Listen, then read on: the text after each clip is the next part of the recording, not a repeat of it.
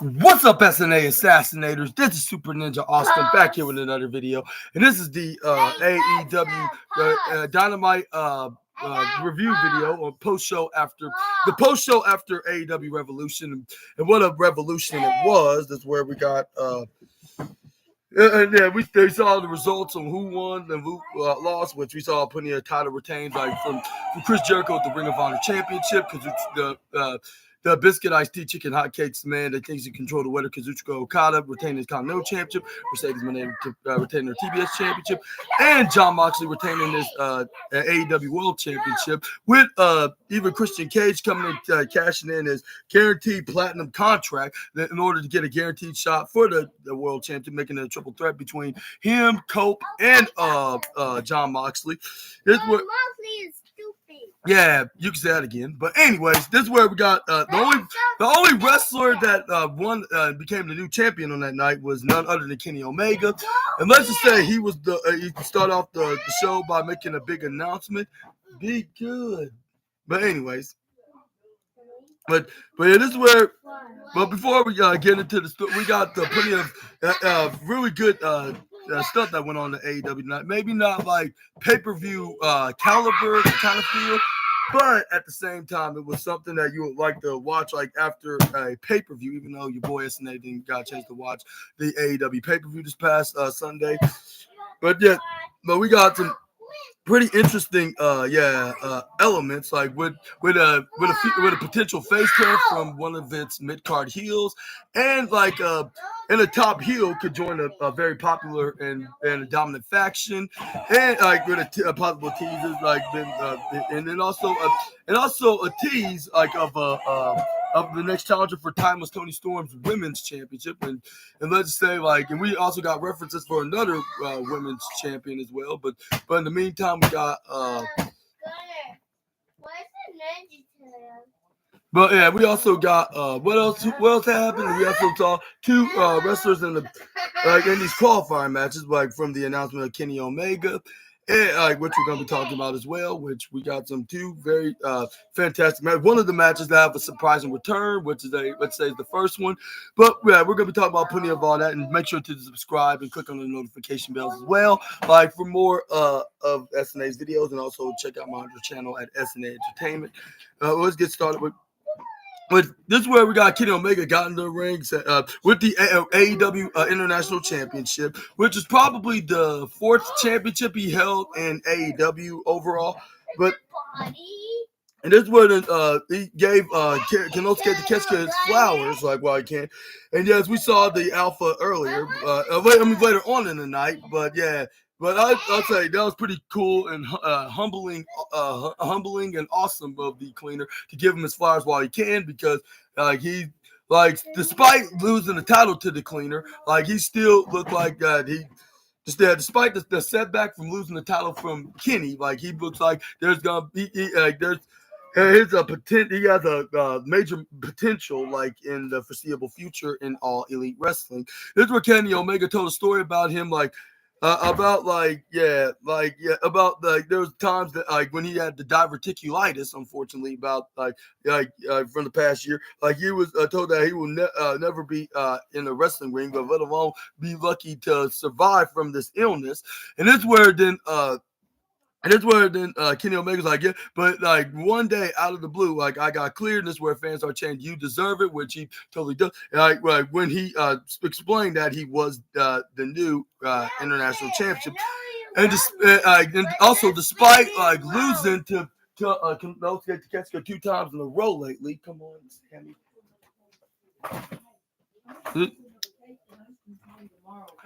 And this is where Kenny Omega then. That's where Kenny Omega's like, but I sound a little controversial because I'm gonna thank you, Takeshita, because you pushed me harder at the pay-per-view than I ever could have been pushed my own self. This is where fans are clapping, and this is where I was like, what? This is very interesting. This is where the Kenny Omega said, I'm thank you for dragging me back to that place, that state of mind, that I ever felt in a long time. If it wasn't for you, pushing me to my absolute limit, I would not be holding on to this international championship right now. He was like, and I want to applaud you for that. He was like, and And this is where he's like, and one thing I got handed to you for you being the championship, like, is you actually making an international championship. No pun intended, because there's no puns whatsoever. But this was like, and this was like, and this way announced the Eliminator tournament, like which whoever wins the matches, 2 matches tonight, and 2 matches this Saturday at Collision, like will be in the Fatal 4-Way match for like to see like whoever wins that Fatal 4-Way number 1 contenders match, they'll be determined to be the next number 1 contender and challenger for Kenny Omega's belt. But yeah, let's just say like the most of the angles like tonight's AEW Dynamite, they were showing that they're prepared for the next pay-per-view, despite it being only just a little bit less than a month away, just like 4 weeks away, if I'm mistaken. But still, they got everything like ready and prepared like until then. Like and that's where then he wished everybody that's participating in this number 1 contenders what they call the tournament, like will like get some good luck. And then this is where he said his catchphrase. He's like good night and mwah, bang and goodbye. And his catchphrase that he says when he says goodbye to his fans. And this is where then we got Kenny Omega leaving. Yeah, of course, but what are your thoughts on to Kenny Omega's Kenny Omega's what are your thoughts on Kenny Omega's promo? What's your thoughts on him plotting to Konosuke Takeshita of being a great opponent of his, like probably not the greatest of 2025, or if not yet, I should rephrase that, but this is where Kenny Omega start giving out some autographs to some of the fans that were in the front row and the sides. And who do you think is going to win this tournament? Like to take on the Cleaner at Dynasty for the International Championship. And I like how they did this, like just to add some feel, like just to get have him busy doing something in the meantime until he gets into that rumored angle with that bitch man guy, but I'm not going to talk too much about. Luckily, he wasn't on tonight's show. That's the only spoiler I'm going to give before I move on to the next slide, which was a quick squash match between the Ops against these jobbers, which hooked. No, Katsuyori Shibata probably started off first. He started some strikes where he didn't. No, it was a hook, I believe it was. He had an exploder suplex. He tags in Shibata. This is where he started some knife edge chop, which he definitely probably got like the fourth place spot between the third and fourth. This is where we got Katsuyori Shibata. Then going for a single suplex, single underhook suplex is where then he ends up going for a headlock. This is where then he picks him right back up. This is where then he eventually tags in Samoa Joe, which he put in the Kokita clutch on one of them. Made him go to sleep or with a tap, but either way, the Ops will get the W on the opener. And let me know in the comments what you thought. I'll say just to give him a big congratulations because it was none of the squash. But that's where we got Ricky the Dicky was backstage sending a message to Katsuyori Shibata because he's gonna face him this Saturday on the next match, which will be in the next, what they call the qualifier match before these. I mean, right after these two, this is where Ricochet like just because I got screwed. You're like, just because I got screwed out of by that cheating swerve, that doesn't mean my journey of becoming championship gold is over. Which I was like, yeah, you should be thinking that anyways. Or what's the point of even sticking around the company if it's gonna be over? But this is where Ricochet was like, no, we're coming now. Like the international champ, like. He was like, even though this is kind of a downgrade, some might say, but now, thinking about the international champion, it will look really well on my waist, Ramo. I was like, yeah, as much as I would like to agree with you on that, but since you are the heel and you kind of provoke SNA by wearing that mockery of a championship baseball cap or football cap, whatever.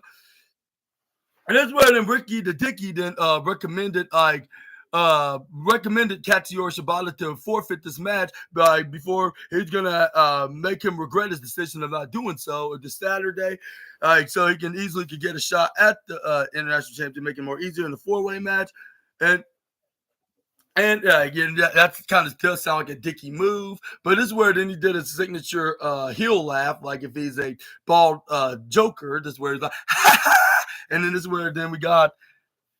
And this where we got the recaps of Revolution, which they show like more of the elements of what just happened. But it's where we got Swerve Strickland, like they show, and like he will challenge like who will who will walk out as AEW World Champion in a rematch for the street fight rematch, which they announced that or Anthony Khan made the announcement that it will be the Rated R Superstar Cope will get us another shot at John Moxley. And what's your thoughts on who's going to be winning that and facing Swerve at at Dynasty? I mean, let me know down in the comment section right down below. I'll say maybe it should be should be a Cope, but at the same time, I'm not sure if it will be, but like, what would be the whole point if Cope's not going to win, unless it's going to be some kind of a shocking twist of an angle, like which that could be the case. But I'm gonna let you guys decide what you're. But as was Swerve Strickland that was in a quick interview post match. That's where then Swerve Strickland like I like that answer your question about being a champion again, because last year at the exact same pay-per-view from last year in 2024, I became the first ever African American world champion in AEW. Like, and it was in St. Louis, Missouri, which is like next door neighbors to the best city of the United States. But this is where then we got. And Cope then ran into Swerve. This is where Cope's this is where the Cope then let him know that there's a chance that he could that. This is where Cope was I've been notified that I will be at a rematch from getting screwed out of that match on that night back in Sunday. This is where Swerve Strickland. This is where the Cope said like there's a time that I can make it to Dynasty as world champion, like the face you swear, like, and if it don't happen, if you do become the AEW world champion, like chances, like he's like, and the chances are still gonna look at me, because I'm not gonna quit until I get world championship gold around my waist, because it's been a while since I had it. This is where they friendly did a fist dab. This is where then Swerve like follow me, like you know where to find me, like if you want to shop my coveted championship or whatnot. This is where they went their separate ways, like in the opposite directions. This is where then we got the. Like, what are your thoughts on this? And do you think this could be a teaser that we can see what's to come, or do you think it's gonna be the other way around with the one that's currently holding the championship be walking into Dynasty this year as the champ, which I believe they will be in City of Brotherly Love, which I think this was already genuinely like was the city before the Super Bowl even happened, like that they already scheduled an event. So I can't blame Anthony Khan or AEW for this decision making maneuver, because they were already generally was going to be planning on hosting the show there. But anyway, this is where we got John Moxley was in the thing. This is where it is like. This is where then this is where John Moxley's like, like you already knew that he was not gonna beat me like from the start. And this was but even though he was keep coming forward and forward and forward, like whatever Copeland's made of, like I gotta admit, like it is very rare, and I admire that. Like, and it comes to complain about the rules though, like well, him not and start twisting his head, like well, forget the rules. You're like disqualification, like take countouts, take whatever you want, like take the rules, Cope. Like let's call it a street fight, call stipulation that you want to take a call, or coast to coast, whether you're in California, Texas, Florida, New York, like, or even any other states like Pennsylvania, or even my disgusting home state of Ohio. This is where he was like, we can do it anywhere, basically, which they confirmed that it will indeed be a street fight rematch. This is where then we got.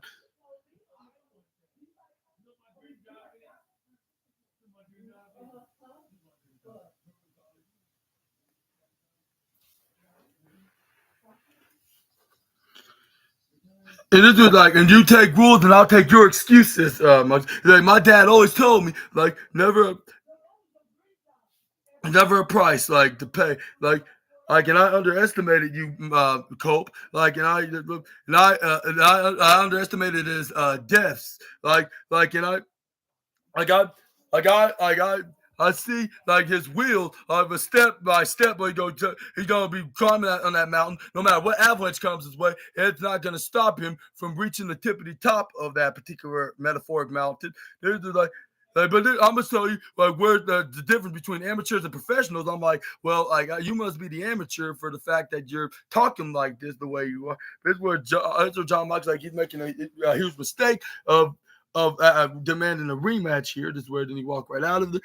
And yeah, and this is where Excalibur called it like a best term of don't want to miss Dynamite, which that could be accurate. But it's where we got hologram and who was it? Hologram and what's his name? Powerhouse Hobbs, I believe, in a tag team match against Lance Archer and who was it? It was Lance Archer and what's his name? Jalistico, if I'm not mistaken. Yeah. But it's where they just got started to start brawling, like basically in and outside the ring with Brian Cage throwing Powerhouse Hobbs, unfortunately, right into the barricade and face first, right into the ring post. This is where then we got Jalistico then start doing for headlocks and then throwing hologram right to the right side. And this is where we saw the Harley Cameron was dressed up as her luchador alter ego, which is what's her name? Harley Graham, which like I never thought this would be a gimmick that she will bring back, but maybe this is for the meantime until they find something for her like in a main story, like with her probably finally going for women's championship gold again. Like I guess maybe it's for the best, like for her like to get over is much more is a big deal in AEW, but this is where we got hologram start bringing the fight. Finally brought the fight into Jalistico with the arm drag until like once Jalistico got back up, he hits him with a big old forearm strike right into the face, square in the face, if not in the roundness of the face. This is where then we got Jalistico to start squeezing the death out of the shoulder of what's his name, hologram. That's where they send him right to the corner of what's his name, Brian Cage. That's where then they double Irish whip him right to the right corner side. That's where Brian Cage threw him right to the left side. But it's where Jalistico tried to go for a monkey flip, but he ends up getting flipped right onto the outside, like by hologram. And that's where we got Brian Cage, then picks him up into a gorilla press position. But that's where we got hologram, then pops up, intercepts his offense and hits the Hurricane Rana. Send him right to the left corner side, just like he did to who was it?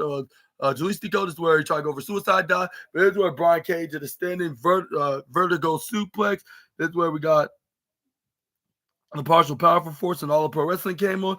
This is where we got once the average came on, we saw hologram was finally. Finally was started getting the offense until he got thrown right to the right side. This is where the referee wasn't looking because he was distracted by Jalistico. This is where then Beast Mortals came out of nowhere, like even though he had a match earlier. This is where we got Harley Graham then came in, saved her male counterpart. This is where she started seducing him, if that's the right terms to put it, which that sounds very inappropriate, but that's what happened, which kind of sounds real uncomfortable.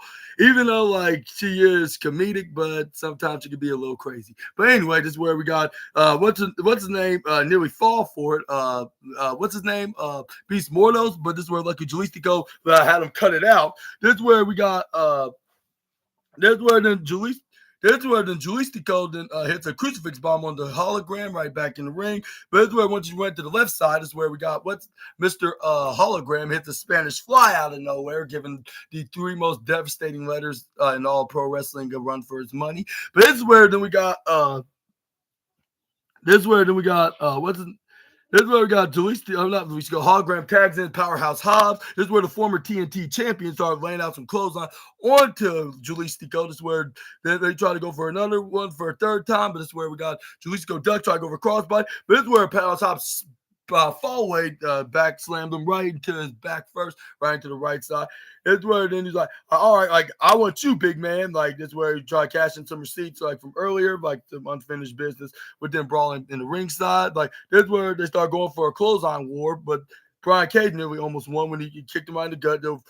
And also roundhouse kicks and the super kick. This is where he tried to go for a discus clothesline like if he's Brody Lee, but it's where Powerhouse Hobbs won the clothesline war because he ducks out of it, goes to the bottom corner side, hits a clothesline onto him like a belly tackle. This is where he hit the sideways spine buster. This is where This is where then Rick Knox counts to 1, 2, but this is where then we got Brian Cage kicking out at 2.6. This is where Jalisco come in and hit the elbow strike, which was a massive mistake, which Excalibur said, yeah, that was a big mistake there from the luchador, which Antonio Schiavone agrees, humongous mistake, which they point out that what's his name, the home state hero, Powerhouse Hobbs, because I believe he's from Oakland, but they were in Fresno tonight. But this is where then we got what's his name, hologram that ducks out of the clothesline from Jalisco, hits a sliding Hurricane Rana, but this is where Brian Cage caught him in a pop-up powerbomb. Hopefully we won't get those cease and desist papers from the other company, from that fighter that fights for prizes. But it's where then we got that's where Brian Cage then followed that up with a buckle bomb, which hoping he'll get another cease and desist papers from the signature maneuver from that guy that has 20/20 vision. But this is where then we got Powerhouse. Brian Cage going for a suplex off the top rope from Powerhouse Hobbs, or right into the left side like if he's Claudio Castagnoli. This is where he hit the suplex right on him there. This is where then we got Jalisco trying to go for a pin, after hitting this springboard elbow drop, which he kind of botched it because it looked like he barely even tapped him, which that was probably the most horrible thing of the night, which I'm not going to criticize too much. It was just a big misunderstanding, mistake, or it was a big mistake. That did not work in their favor, unfortunately.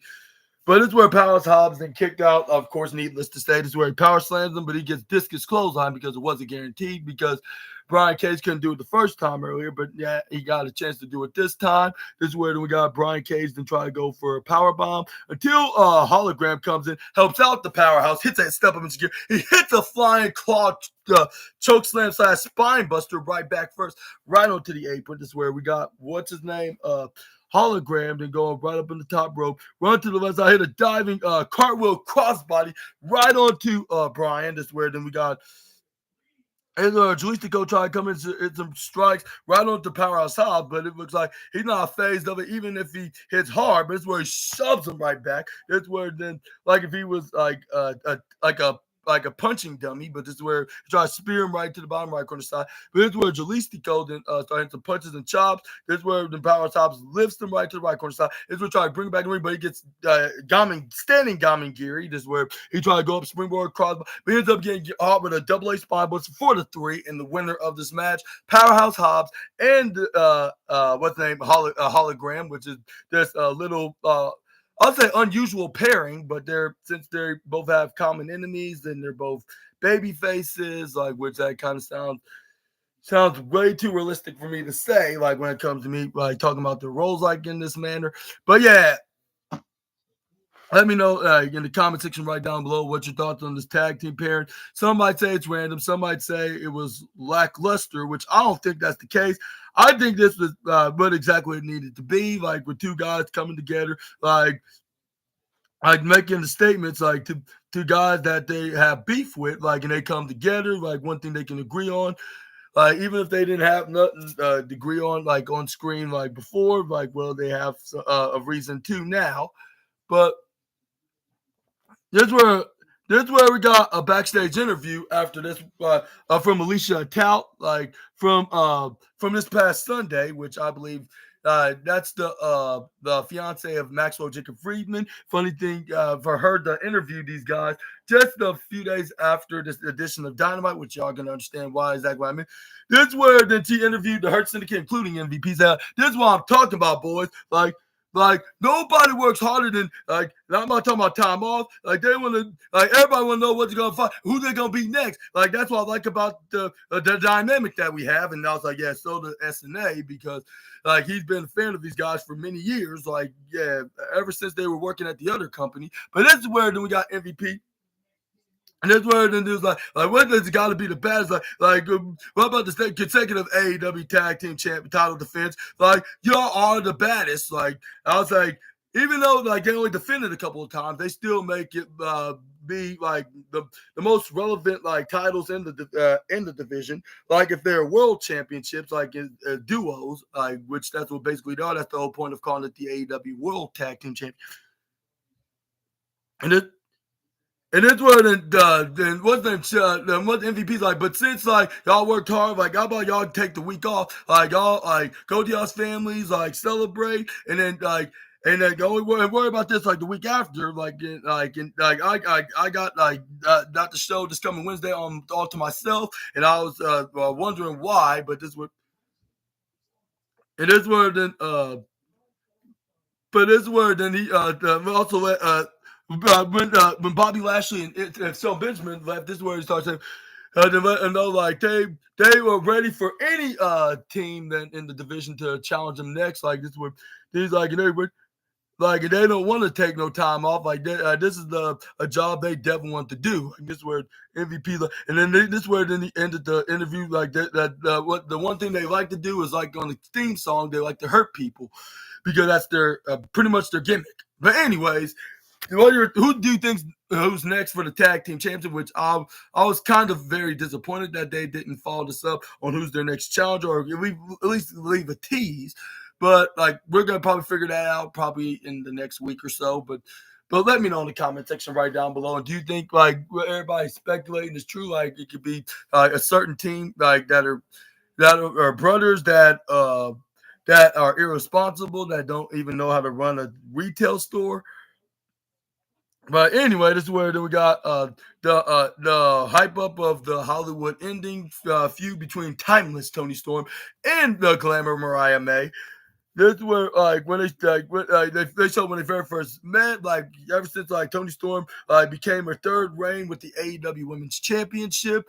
And and then what's her name? Mariah May was her protege, and they showed like when this feud when it all started, like when she stabbed her in the back when Mariah May won the Owen Hart Cup Owen Hart Women's Cup, and challenged her for the championship at All In, which she won, by the way, and she also but she also dropped the title to Tony Storm about a month ago on AEW Grand Slam. But this is where the show, like, yeah, they had their final match of Revolution, which they finally end things there, like with them like just beating the bloody hell out of each other. But yeah, but Tony Storm ended it with the Storm Zero right off the table, right through the table, knocking her out, and then laying right on top of the lifeless body of Mariah May for the pinfall for the 3 count. And this is where we got Tony Storm. This is where the Tony Storm that said like. This is what she was like with stitches in my lip and staples in my head, and she was like, what did she say? Like, like, like, and this where she even said like she have glass in her rear end. Well, she said ass, but I don't want to sound very inappropriate. Like it's already bad enough. She always talks about her TITs, but it's where she's like she's the tramp that's still your champ. That's their tramp. That's the champ. Hopefully that sounds like a compliment rather than an insult because that's what she said. Her words, not SNAs. But anyways, this is where we got. But this is where Tony Storm said like. She said, yeah, it was my Hollywood ending this past Sunday. And I'm going to look at it forever. And I'm going to look at this as well. Well, what's it? And then this is where the fans start cheering her on. This is now it's time, for a new beginning in my journey as champion. And that's where. And this is where this is my honor to be your AEW Women's World Champion. And this is where she started giving out some teases on who she could possibly face, including one in particular, by claiming it could be even the one that's even that has more belts than she does, or have more reigns than she does, or something down the line. Which I was wondering, in the former and this where did she and that's where did she start referencing went from there to talking about saying we have champions here. We got so many different championships in this AEW locker room. We got world titles that's been insanely been kept in briefcases. In what she said we got belt collectors, and we got the new champions. And who else she said?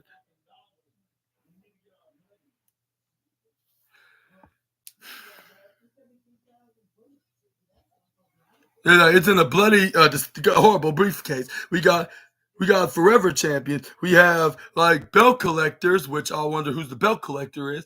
But it's where then we got it's where that's where fans are woo woo. But hopefully they're doing like some kind of winner takes all match, which hopefully I'm not giving too much in detail. But this is where Tony Storm's like, I bleed like a pig and I lick like a giraffe, which something that both Mariah May and Juice Robinson knows about. Mariah knows that she bleeds definitely like a stuffed pig, and Juice Robinson like she has a long tongue like a giraffe, like something that's very coincidentally insane. Because I saw like on the video of Blippi, like they showed how long a giraffe's tongue is. I'm like, I didn't know that was that if that was scientifically possible for a giraffe to have a long tongue. But yeah, like Juice Robinson probably knows a thing or two about that with his wife. Well, take that, clear that out of your minds. Do SNA a favor, because I'm not trying to sound too much in detail. This is where Tony Storm was she's letting everybody know that she's noticing what's going on in the AEW roster. Like she was like, and then nobody can swing. Then and that's when Tony Storm's like, what, nobody can do it like Tony Storm and keep our keys to the bowls. He's like, and it will be wet and sweaty. Like with that, hopefully she don't making some kind of type of adult joke. This is where she's like, but either way, like it will be timeless.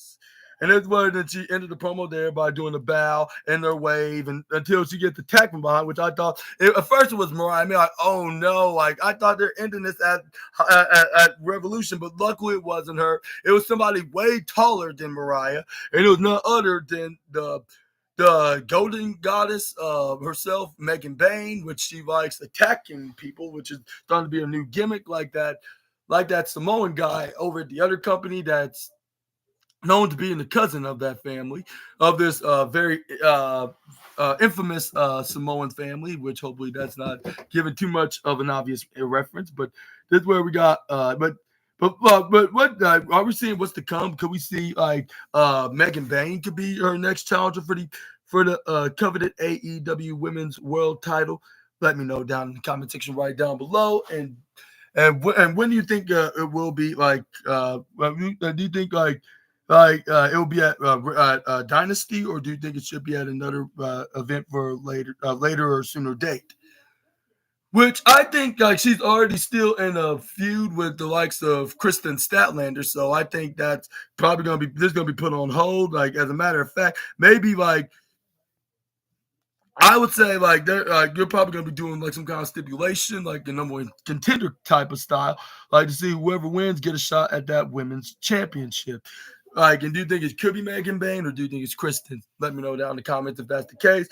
But it is the way to start showing like the Fatal 4-Way tournament match, which featured Beast Mortos in this match. And let me tell you, that tag team match with the odd pairing of Powerhouse Hobbs and Hologram, I'll give the blue ribbon, given that it was somewhat entertaining, like, and it was definitely like something that was well received by the fans, even though it was not the greatest match of the night in their take, like your boy SNA. But like it still was something that was that needed to be like on the mid card. But this is where we got probably I'll say the silver trophy of the night, which we saw the shocking debut on AEW with Beast Mortals took on this guy. This is where we saw the lights went off and we saw their theme music. This is where we saw like something that was shaped like a ball on the Titantron screen. I was like, don't tell. And this is where I was not expecting this at first, but like when I started realizing like what kind of speculation debut that they're doing for a wrestler that's a free agent now. Oh yeah, and this was none other than I spoke to like just a couple seconds before they revealed who it was. It was Speedball Mike Bailey that came out. Like this where he finally made his debut. And that's where then he put on one hell of a performance. And I don't think I ever recap anything about Mike Bailey other than talking about him in the wrestling news, like from his time over in the company that AEW used to partner with, which is now being partnered by their arch rival company. But this is where we got what's his name? Speedball Mike Bailey was fighting like an ultimate Street Fighter like character from the video game, like just like bowing his head, like if he's in. like if he is an Asian fighter, this is where then he started going for trying to bring some strikes, but that's where Beast Mortals was beating him like when it comes to hitting strikes. But this is where we got what's his name, Mike Bailey started going for a springboard flip. This is where we got Beast Mortals then try to go for attack, but this is where he gets springboard against Sagiri. This is where we got start breathing in and out this is even better than I expected it to be. Like that's where they send him right to the left side. Fans were chanting his nickname Speedball, like pretty much probably like the whole the first night, like because they're kind of in disbelief, which we could have seen this coming because it has been some speculations that he was interested of joining the Jacksonville-based company. But this is where Beast Mortals, after shoulder tackling, this is where he started using his legs to try to twist his neck, try to spin it and break it into two, which they only twist it like if it's a human pretzel and a human, I'll say, or that like a human, what's that called? Like a what's that? A human? Was that a human rubber chicken, if I'm not mistaken? But it's where, like, despite all that, it's where once Beast Mortals go for an Irish whip right onto Mike Bailey, right into the bottom left side of the ring, he put his foot there to block him. It's where he started fighting back, in all his wrestling style strikes. This is where then he throws right back in the ring. Fans start chanting the Speedball name. He tried to go for a crossbody, but Beast Mortals then goes for an attack, which he missed. But it's where when Speedball went right to the upper left side, the Beast then went up right into that corner, tried to go for a knee, but this is where luckily Mike Bailey moved out of the way. We went right over the top rope. This is where Mike Bailey hits a cannonball dive right onto the Beast luchador. This is where then we got the partial powerful force and all the pro wrestling that came on, which was the picture-in-picture commercial break. But when they got done with the partial ad break, this is where Mike Bailey was still on top because they must be a fan favorite, like to the point that even if you haven't followed him before, like you're definitely probably gonna follow everything you do in wrestling now. Like if you if you watch him for the first time, like you're probably gonna be like you're probably gonna be already liking the guy and his abilities. Like with him, like just have that talent that is entertained you. But this is where then we got. This is where they hit the knee drop on the Beast Mortals, but it only got him a 2.8 count, like which was so close. They tried to hit them with the spinning twister kick until Beast Mortals smartly move out of the way. This is where we got Mortals is like, my neck. This is where then beat Speedball like, come on, like raise the ball, and this is where Mike Bailey to go to her right course side, hits the big boot right into the face onto Beast Mortals. This is where it goes for a springboard. And there's a moonsault, which right from the inside to the outside, which I never seen nobody did that before. Not even guys like Jericho or even Ricky the Dicky couldn't even do moves like that. But this is where we got what else happened? This is where we got Speedball Mike Bailey throws Beast Mortals back in the ring. Yeah. Can you do your podcast and because of them build a tent? Because kind of charging this right now. Let's see. But yeah, I'll try to see what I can do. But anyways, I'm gonna wrap this up right here, like with this review. This is where we got. Yeah. Swing. But this is where Beast Mortals go for a dive. Excuse me. This is where we got. I'm trying to ask you something. He already did tray you. No, he didn't. He did. Tell him now. I did, and he's not moving. No, Jordan, because we're about to do a port in here. Okay, like I don't know why you're such. Because Mila is about to go lay down. So we have to do it. So you have to go do it in there. I want to let you. Fine.